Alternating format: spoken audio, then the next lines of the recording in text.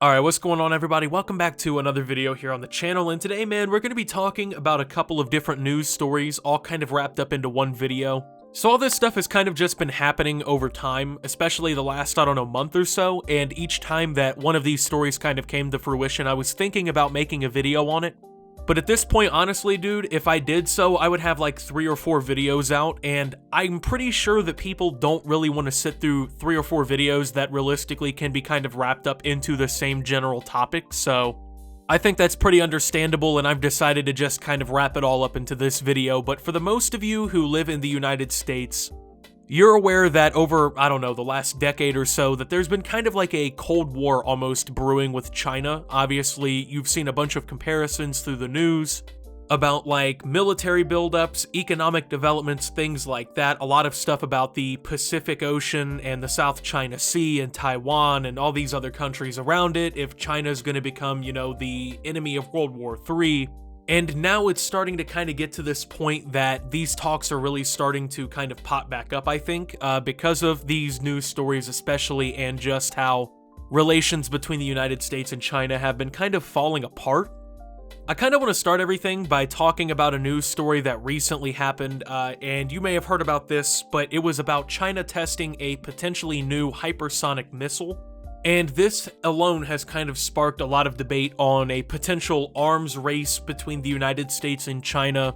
Obviously, the United States is easily the most funded military in the world. For instance, the US military and defense spending is so large that every year the United States spends exponentially more on its military than the next more spending countries do combined.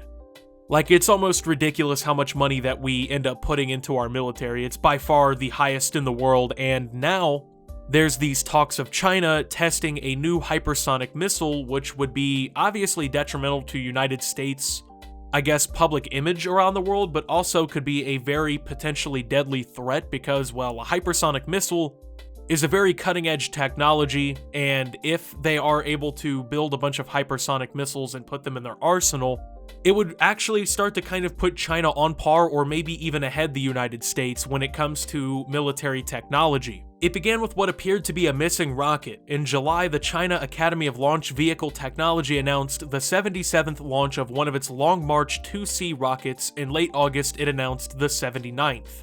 What happened to launch number 78? According to an article in the Financial Times this past weekend, it was a secret test of a powerful new kind of hypersonic missile.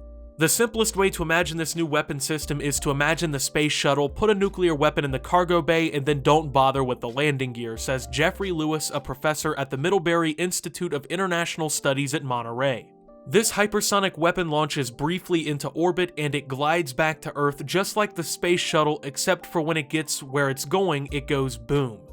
The new weapon would be significant because it could attack the US from an unexpected direction, such as the South Pole. The United States' missile defenses and early warning radars are pointed toward the North Pole, the standard route for intercontinental ballistic missiles, so the country would be vulnerable to a strike from the opposite direction.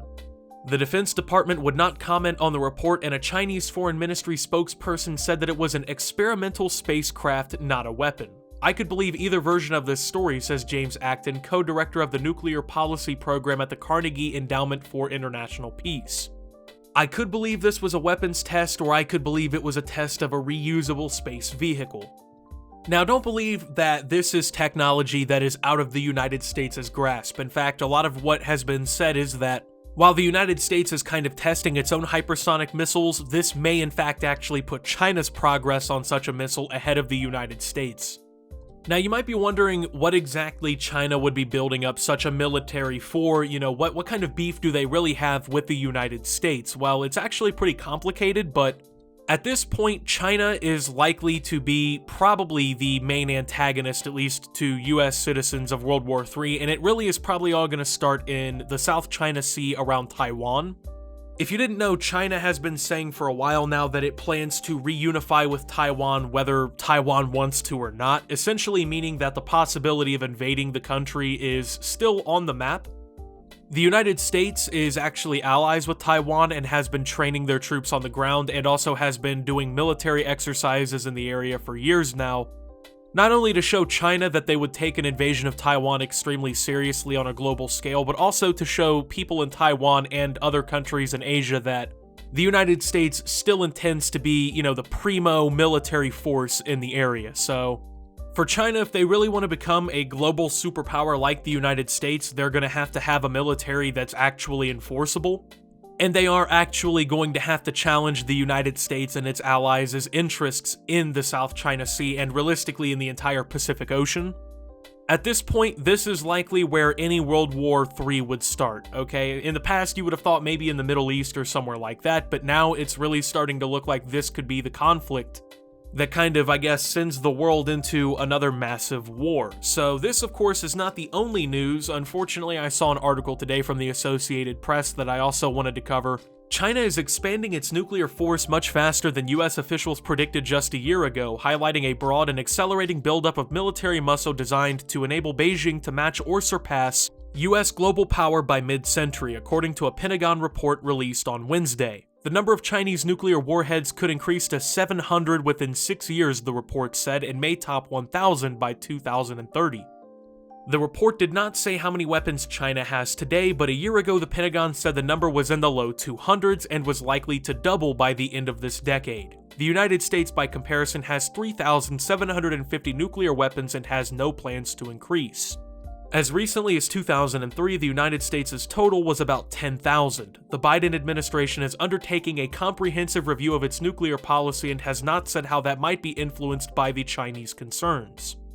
The report does not suggest open conflict with China, but it fits an emerging US narrative of a People's Liberation Army, as China calls its military, intent on challenging the United States in all domains of warfare: air, land, sea, space, and cyberspace. Against that backdrop, US defense officials have said they are increasingly wary of China's intentions with regard to the status of Taiwan.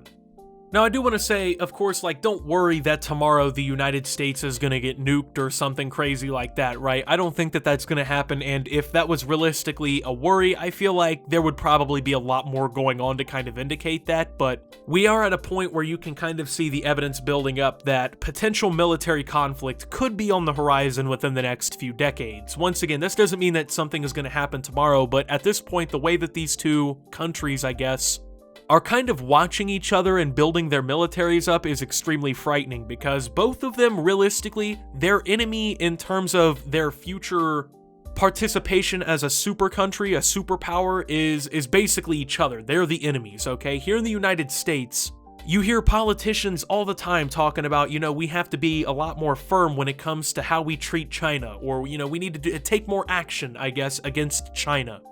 You always see these press releases where the Chinese are essentially saying things like the United States needs to stop interfering with our plans, and they make a lot of indirect references to basically challenging the United States on all fronts. I mean, that's the way that the future for these two countries is going to be.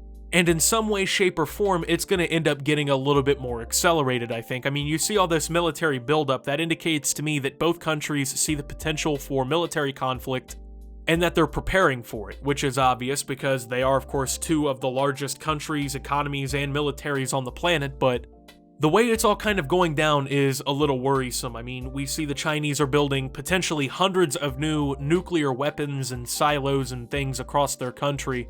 That is no indication of wanting to be diplomatic, you know what I'm saying? When you're constantly investing all of this money, time, resources, and effort, into weapons to completely wipe everybody else out, that's gonna definitely make people a little bit wary. The PLA's evolving capabilities and concepts continue to strengthen China's ability to, quote, fight and win wars against a, quote, strong enemy, a likely euphemism for the United States, the report said, adding that it makes China more capable of coercing Taiwan, the self-ruled island that China claims as its territory. Wednesday's report is the latest reminder to Congress, ahead of already leery of Beijing's military ambitions, that the Pentagon's frequent promises to focus more intently on countering China have only moved incrementally beyond the talking stage. The Biden administration is expected to take a new step by following through on its announcement in September of plans to increase the US military presence in Australia, in addition to a controversial decision to help Australia acquire nuclear-powered submarines. China's military modernization is proceeding on a wide front, but its nuclear advances are especially notable.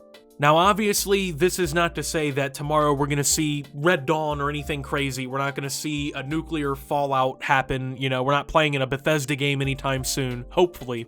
But it is worrying developments, and it's news that's obviously being taken very seriously. Now, is a lot of this definitely meant to scare and kind of hype up what's going on? Absolutely, but don't get it wrong. There is essentially a new Cold War going on. The United States and China and their allies are essentially locked in this global struggle for power. I mean, there's always going to be a dominant force on the planet, and right now, yes, it is the United States. But in 25 years, that genuinely might not be the case anymore. They might see that China, of course, has grown so fast and has advanced so fast that within a few decades, it's basically become the next superpower on the block. And yes, is that something the United States should be taking seriously? Of course, I'm not saying that there should be no worry about this whatsoever, but keep in mind that it's really not in China's best interest to do what they're saying they're going to do anytime soon. As of now, the United States and their allies have more than enough military firepower to take China on in conflict. Taiwan is actually a much more defendable place than a lot of people would give it credit for. An invasion, a full-out invasion even, would be hard for China to really pull off. And it's really not in China's financial interest to rush right into war right now anyway, because, well, since the United States is such a major economic force, the country could do a lot of damage to China along those fronts as well. So I guess don't be ready for war tomorrow, but man, the way that things are shaping up, this looks like a situation we could be reading about in history books in just like 100 years, right? It's a pretty bad situation, and obviously a lot of work diplomatically needs to be done to obviously kind of curb these efforts, but let's be real, I don't think that's gonna happen. As an American, I can say, if there's anything this fucking country loves more than freedom and beer and guns, it's literally just going to war. I mean, we've been at war for the vast majority of our country's history. There's been a mere few months of my entire life that the United States hasn't been at war with somebody. It's pretty insane. So, with that being said though, thank you guys for watching. If you did enjoy, make sure to leave a like, subscribe if you're brand new around here on the channel, follow me over on Twitter and Twitch at @subtheoptimus. Make sure to check out Shop Opti down below, and until my next video guys, this is Optimus, well, talking about the United States and China, and signing out.